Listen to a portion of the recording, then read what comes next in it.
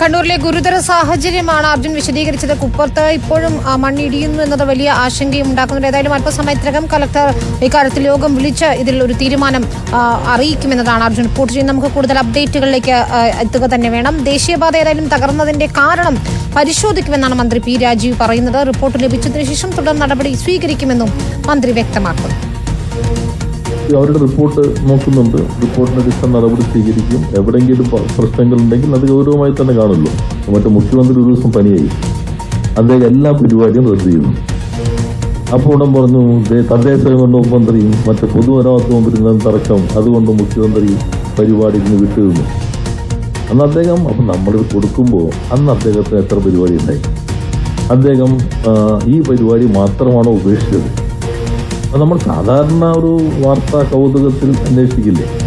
കൂട്ടായ ക്രെഡിറ്റാണ്. ക്രെഡിറ്റ് എല്ലാവർക്കും ഉള്ളതാണ്. ഈ മന്ത്രിസഭയ്ക്കാകെ മുന്നണിക്കാകെ ഉള്ള ക്രെഡിറ്റാണ്.